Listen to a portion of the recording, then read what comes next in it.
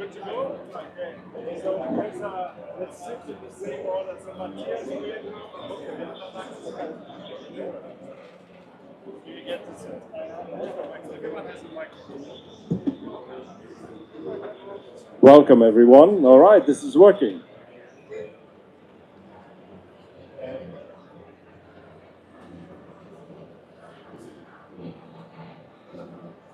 All right. Welcome, everyone. Very glad to be here at COP30. As you can see from my shirt, it's still very hot. And I don't know how Matthias is wearing a jacket, but this is a session about sustainable aviation fuel. Are we recording well? Is it working? Fantastic. All right. So my name is Mark Essler. I'm a partner at Carney, a management consulting firm, and I have the pleasure to be the host and coordinate the discussions here. I happen to understand a bit about SAF because we have done several projects, market studies, business cases, pricing.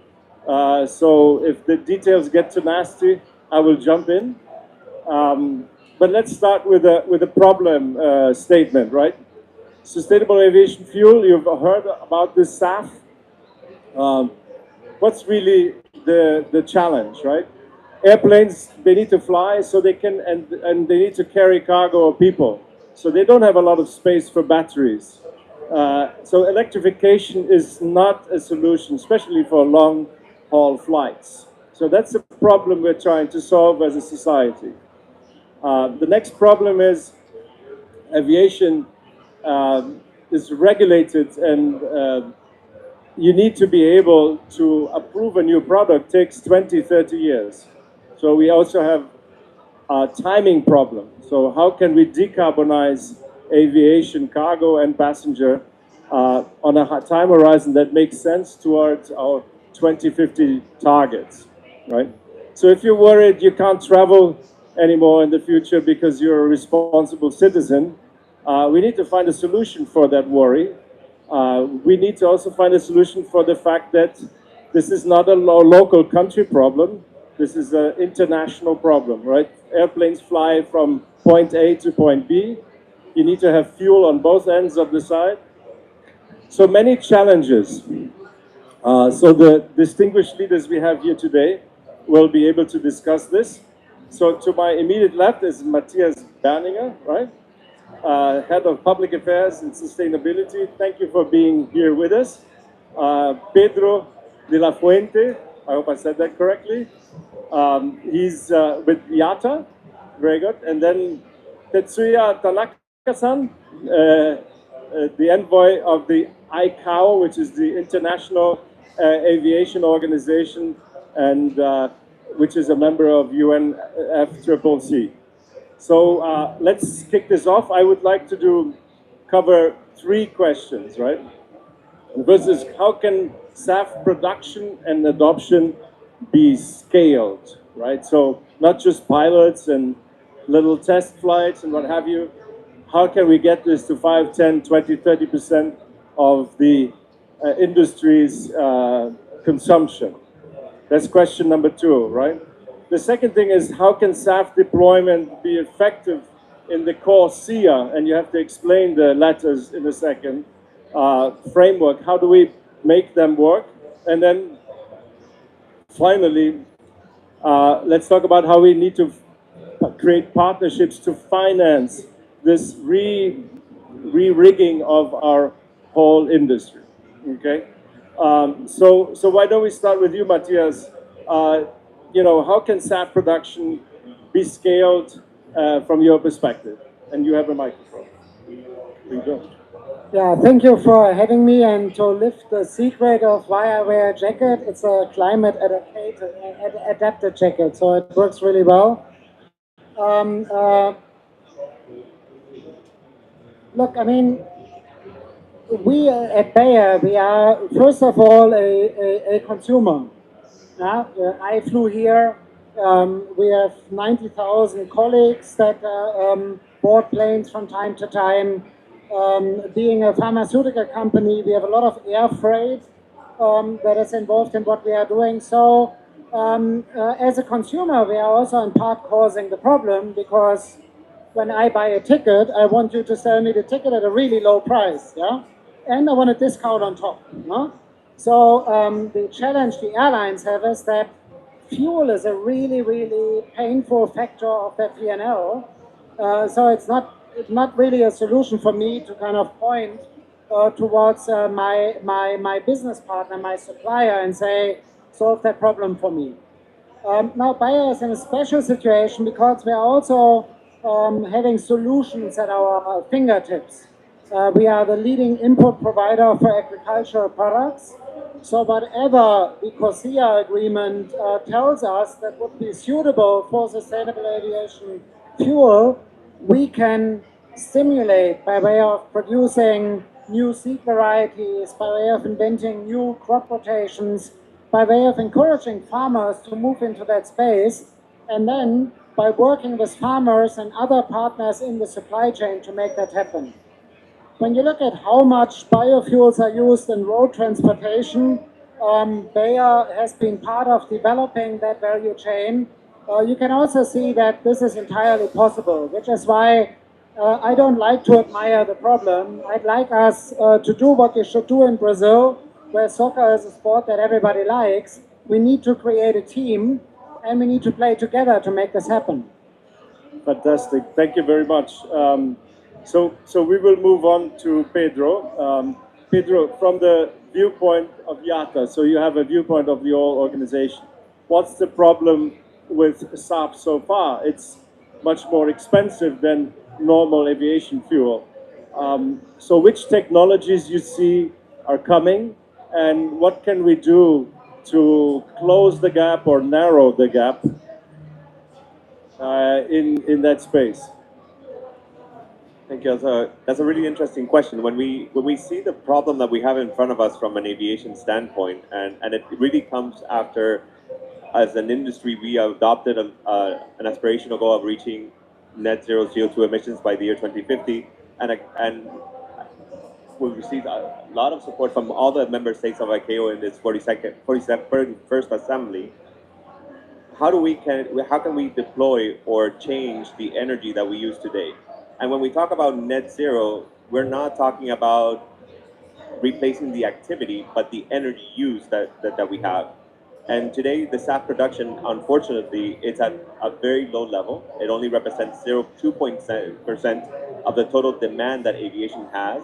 And we are at a level that today we are 14% above already the pre-pandemic levels of connectivity that we have. So therefore, the industry continues to grow, and with that growth comes more consumption of fuel. And in some markets, but in general, it's really it's very interesting. So when we see ourselves, how can we fastly deploy SAP?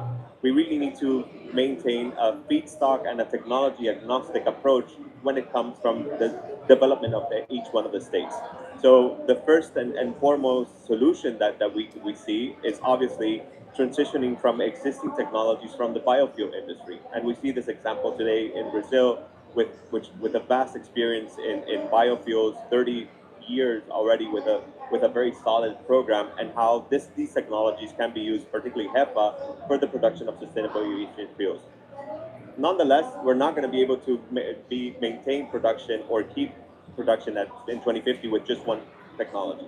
We need to scale up also alcohol to jet, and we also need to scale up e-fuels at a pace where it makes economic sense for the industry. And I think uh, we already mentioned how much it already costs. What's the pain point of us? It's actually fuel cost. And average is 26% of our P&L.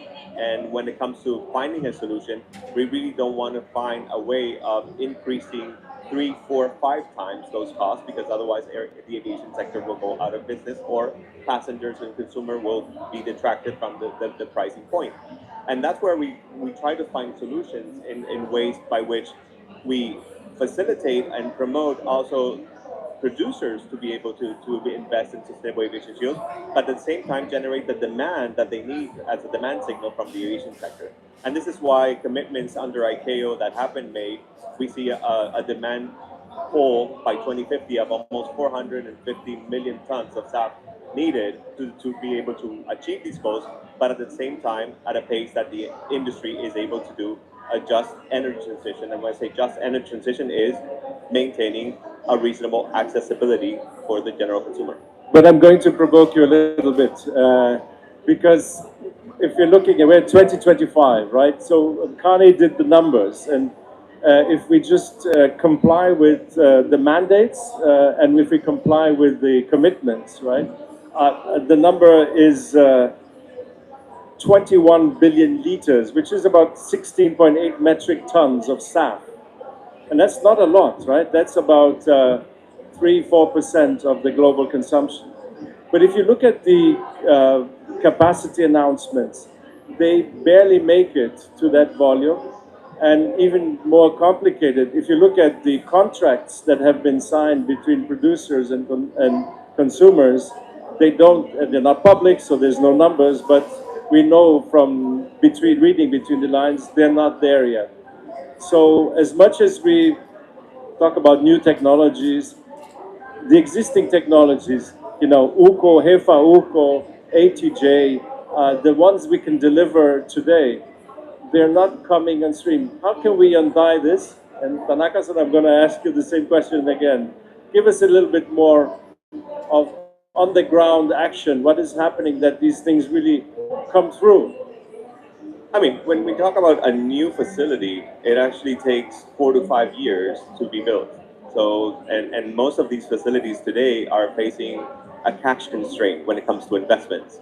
And first of all, it's because they're subject to a long-term agreement with a buyer. But if the buyer is not certain about pricing, then you're not going to invest.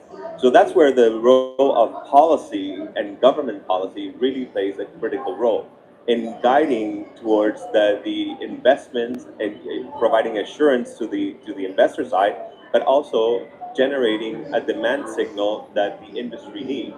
But that demand signal cannot come at the expense of putting punitive pricing over the cost. And therefore, it needs to also come with incentives, not only for the producer to be able to invest in these new technologies, but also for the consumer, the airlines, to be able to generate the sufficient cash flow to be able to pay for these fuels that today are 2 times more expensive than conventional jet fuel. And also, in an instance of time, it is very important that SAF, it is not the only way to decarbonize aviation. It represents 65% on average of every single roadmap that we see worldwide. But we really have a 4-tier approach of how we can achieve net zero. And obviously, SAF is the most important one, but it's not the only. It's not the only solution. And ICAO has been working since 2016 in what we call the carbon offset and reduction scheme. And I'm going to introduce it for Tetsuya, which is a system that we have today in place where we can already start offsetting our emissions before, while other technologies such as SAF are being matured to the level that we need them today. Thank you very much. Tanaka-san, how do you think regulation can really help solve this, what looks like a chicken or egg question, right? So give us more insights on, because you've been involved in the negotiations over the years at your organization. Give us a little bit of insight into the kitchen, how you think we as a society are going to solve this problem. Good, good. I think, Mark, that you already put a lot of good questions, but actually the questions already discussed by the member states. We have 193 member states in ICAO. Then I recall that 3 years before, when we adopted the LTAG, the net zero carbon emission by 2050, it's not the goal decided and agreed without the basis, without a lot of study beforehand. And it was clear that the SAF, that clean energy, aviation clean energy, can be more than 50% of the potential. That's not the potential, with a lot of conditions. And those are conditions and challenges. Then after the 3 years before that adoption, member states did a lot of serious discussion to come up with called the ICAO global framework for SAF and aviation clean energy. There are 4 building blocks that can make things happen. It cannot be just a goal. We need the policies, the state policy, regional policies, incentives, etc. We already recognize more than 80 states already developed and the policy underway. And the second block is it's called a regulatory framework. And we are talking about the harmonized regulatory framework under ICAO. And this Corsia is showing up. That we are talking about deployment of the SAF, but we want to accelerate them in a sustainable manner. Now we already have a Corsia scheme agreed 10 years before. The SAF is already embedded in terms of sustainability criteria. How the SAF can be certified, who can certify it, what's the methodology to assess the life cycle benefit. Everything is globally harmonized under Corsia with technical discussion. That's crucial because SAF policy, we have this technology neutral, agnostic approach when it comes to types of policy, types of feedstock. But when it comes to life cycle benefit assessment, how to account the CO2 reduction, have to be harmonized to all the member states. Otherwise, it cannot put the things in total. We might have even some manipulation or unfair level playing field if we have a different policy going around. So accounting, sustainability, the life cycle benefit, everything is harmonized. Thanks to the Corsia scheme already deployed. And then we have a strong MRV system that a collection of 99% of emission already in place by all member states to ICAO. And this could be the basis for the eligibility and think about the next future accounting system for SAF and aviation cleaner energies. We cannot forget what you mentioned on the support and the financing. Okay? So now the shift is also the implementation part. We have a powerful ICAO ACSAF, Assistance Capacity Building Training Program. The training series is going on. Our feasibility studies, we already completed with the help of the donor partners. 11 studies done, 20 is coming. We are targeting 50 studies all over the places by 2028. Financing, we're talking about the SAF. At the time, the study is done 3 years before, we already assessed the $3.2 trillion we need for the SAF by 2050. So we need the resource to do it.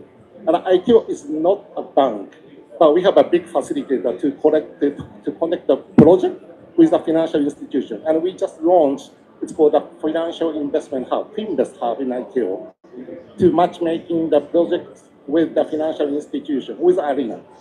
So all those blocks, the policy part, harmonized regulation in IQ for the accounting, support, and the financing. Those are the 4 building blocks that we are going to move forward. And we had a very good assembly resolution adopted just last month to move forward. Thanks. Thank you very much. I want to stick a little bit with regulation and market coordination. I'm going to call it like this. So the topic is book and claim, which I know is a difficult topic. So I want to hear a little bit from you how you believe that the book and claim system could eventually work, especially in the international Corsia framework. Just to make sure that everybody knows what we're talking about, is the molecules, the physical molecules, they could sit at different places, most ideally where they are produced. And we don't really want to produce, carbon neutral SAF and then have to put it in ships that emit carbon to travel around. So can you talk a bit about the future and the view of book and claim, please, anyone who feels like it? Yeah, maybe I can kick off because that's a very good question that was even a little bit confusing discussion among the member states even. Yep. Because we need to first understand better of that notion, the chains of custody and a physical segregation and a book and claim. Obviously, we observe the different types of book and claim system going around.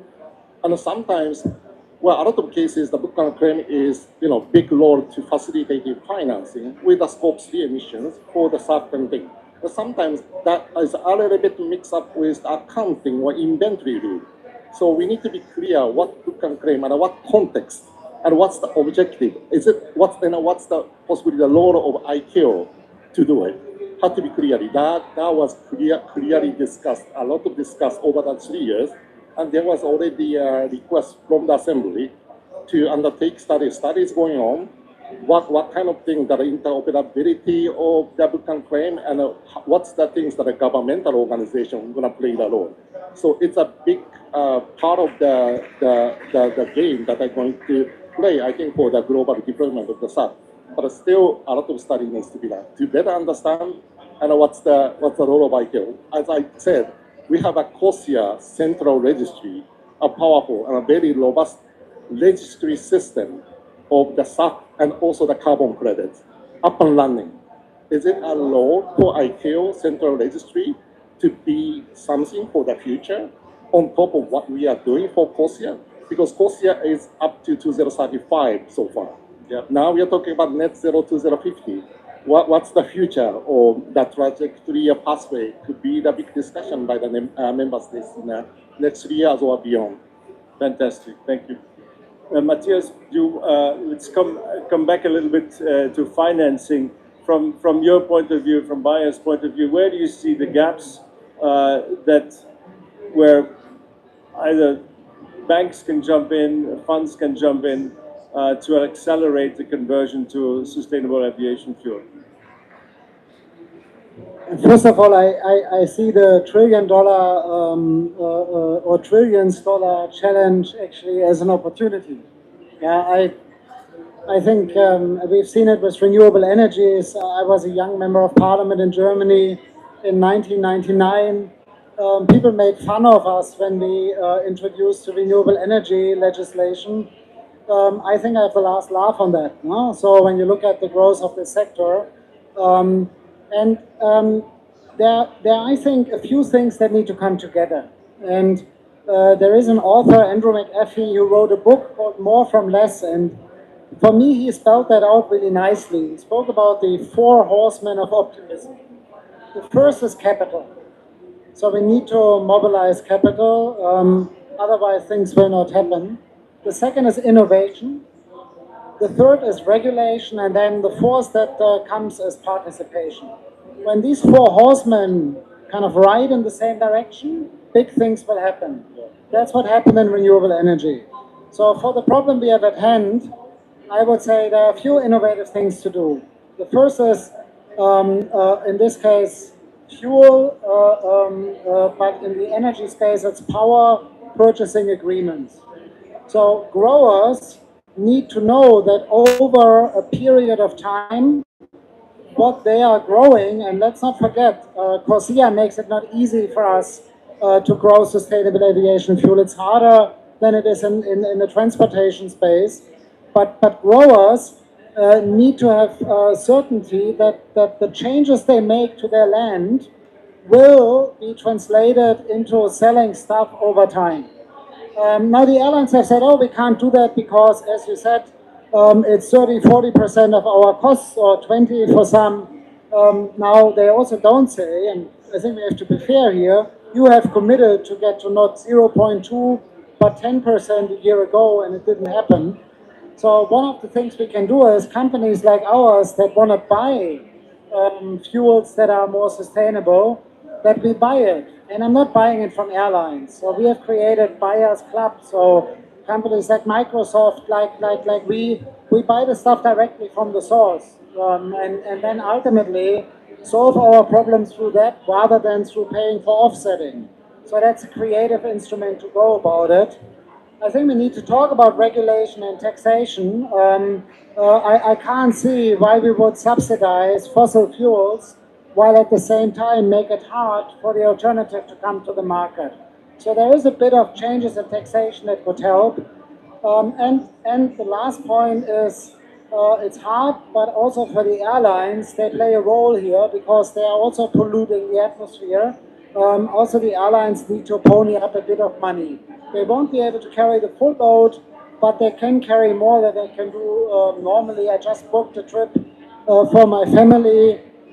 Lufthansa, in this case, made it easy for me to offset a little bit. I think it would be even easier if Lufthansa offered me a 50-50 deal. You pay half, and as a consumer, and I, the airline, will also give you half of it. They tried a bit with giving me bonus miles, so they try to incentivize a little bit. That's great. A little bit more must happen. If we all do that, we will solve this problem. If we always just look at the gap, we will not solve the problem. But let's not forget, if we don't solve the problem, we will have much bigger ones going forward. Fantastic. I'm going to have a follow-up question in the same direction. Public-private partnerships, are they a way that we can look at this? Or, for example, let's not just look only at the production of SAF, but also the infrastructure for SAF at airports, at pipelines, and transportation, as we mentioned already. Juan, do you think this is something that we should pursue as a sector to, again, kickstart this industry? I mean, I think we're going back in circle to the same problem that we have. It's a scarce product. And being a scarce product, you need systems in play to be able to allocate and separate the physical fuel from its environmental benefits. And that's where it's key to understand the role of a SAF accounting mechanism based on chain of custody and a clear rule book that the claim that Mattia is doing for his family can only be accounted once in, and that the registry where that is being decounted from is not duplicated in other sub-registries as a whole.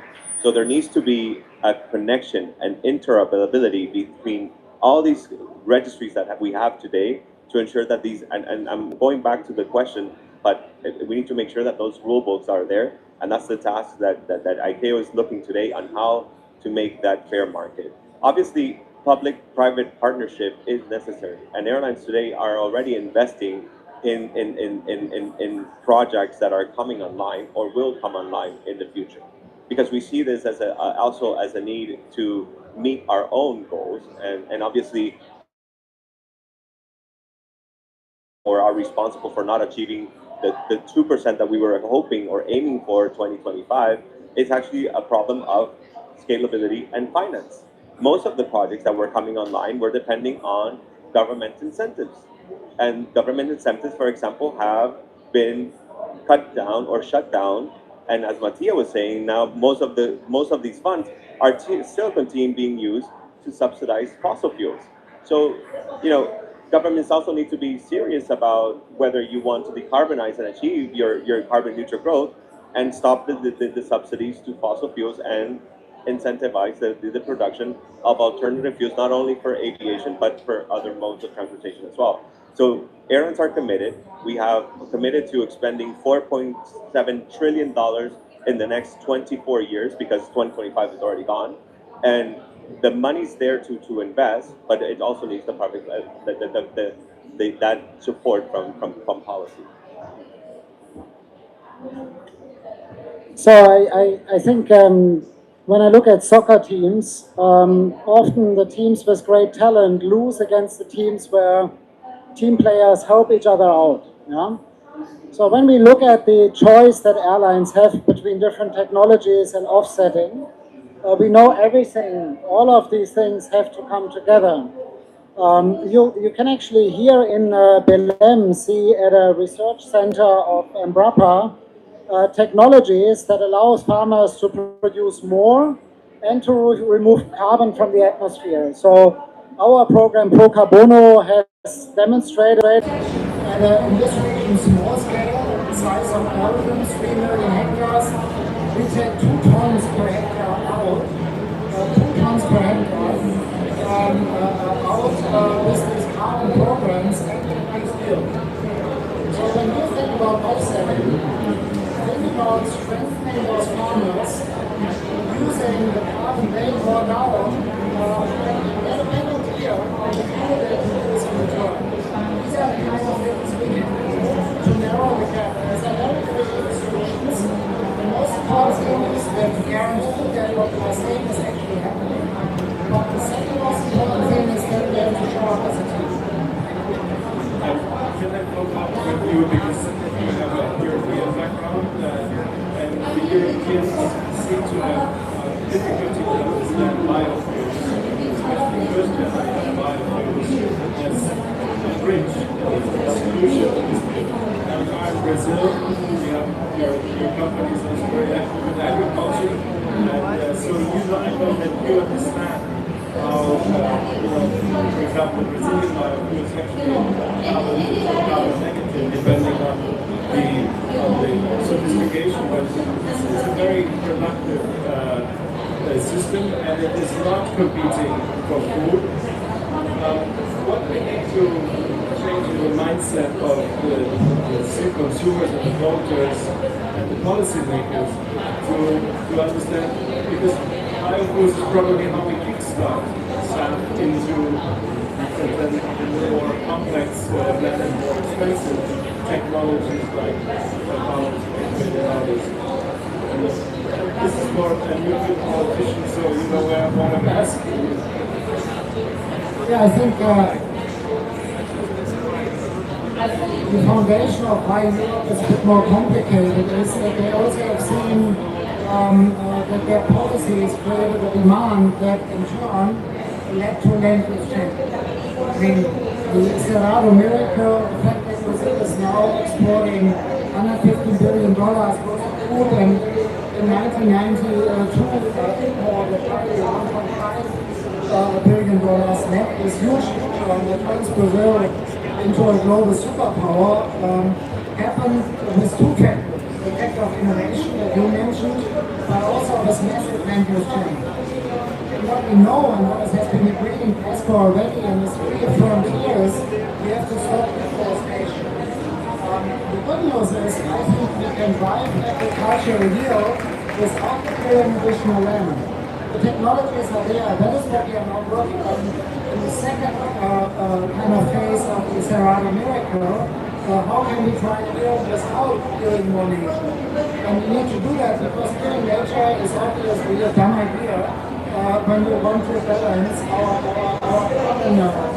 carbon surplus. So understanding European challenge. My only problem is that sometimes Europe then falls into this mode of just admiring the problem. We can't do that. We have to solve the problem. Europe has been at the forefront of the renewable energy revolution. They could be in a better state by now if they had been more entrepreneurial and more after the solutions and less detailed and regulating everything. So Brussels needs to move from the sticks approach to the carrots approach and incentivize great solutions. We know it works because you can see in China what happens when you bet much more on carrots than on sticks, at least when it comes to driving these new technologies. Yes. But as we come to a closing moment of our sessions, just a few ideas of what's really working at the airline level. To give you a personal example, I fly a lot to Amsterdam myself. I live in Amsterdam, so I'm a good KLM customer, and they offered me to pay an extra to offset my flight, but they linked it to also keeping my status in my category. So all of a sudden that was a nudge for me to pay a little bit more, be a good citizen and have something. Just a simple, very silly example. But what's working at the airline level where you see that satisfaction is slowly picking up? It's probably being able to offer not only the general passengers but the corporate travelers the opportunity to offset the emissions.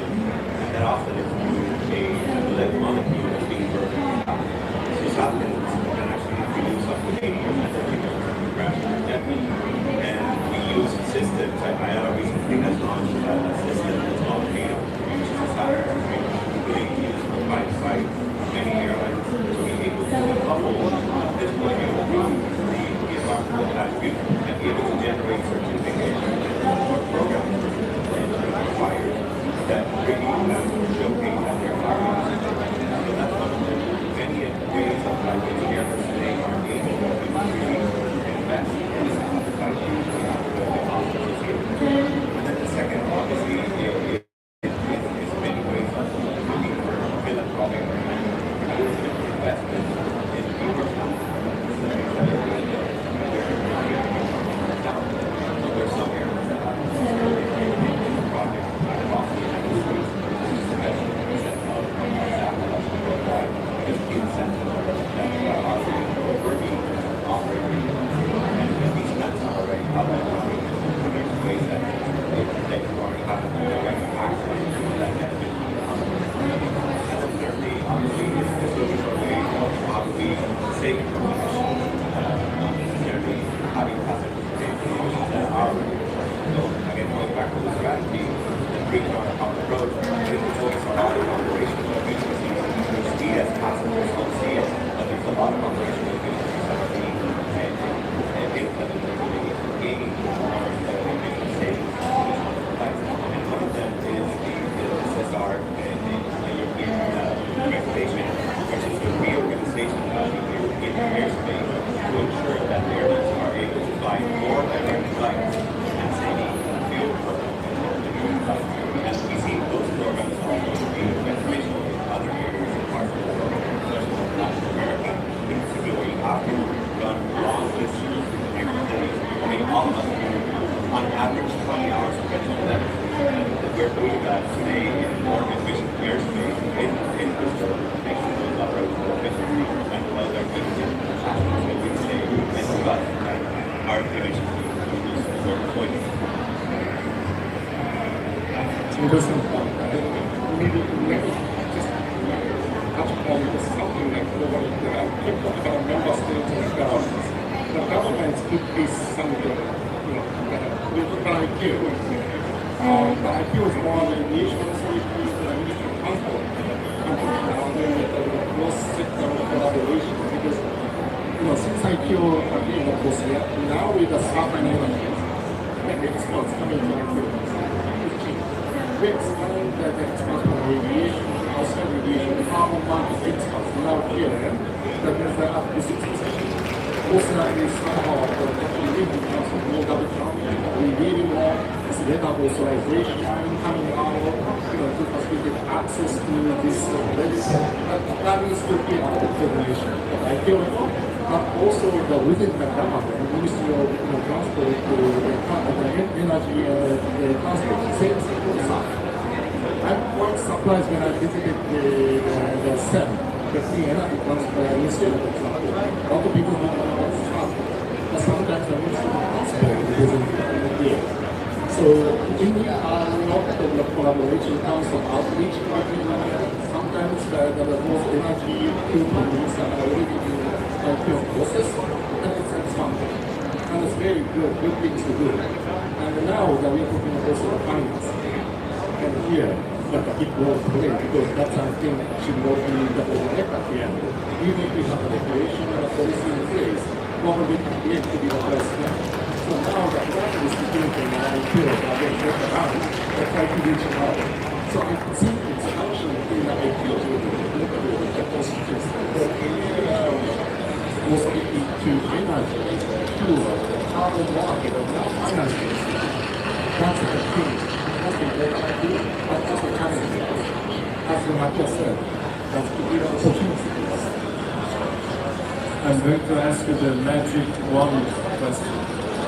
So, like I said, if you had the magic wand and you could only choose one, a priority where magically you make it happen from International Civil Aviation Association point of view, where would you put your magic wand onto?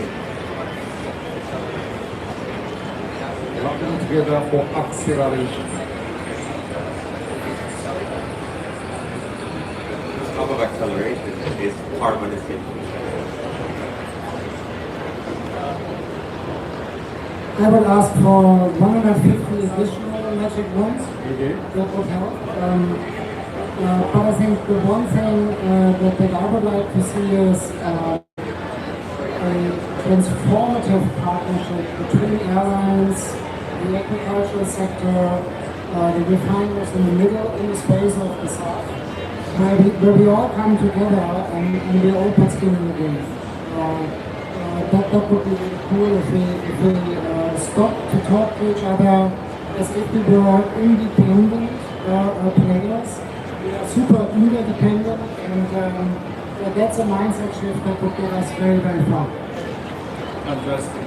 Well, if you allow me one of the 150 magic wands, it would be a real coalition where we commit money and time and resources and people to kickstart the SAF, starting with biofuels and then tackling the harder technologies one by one.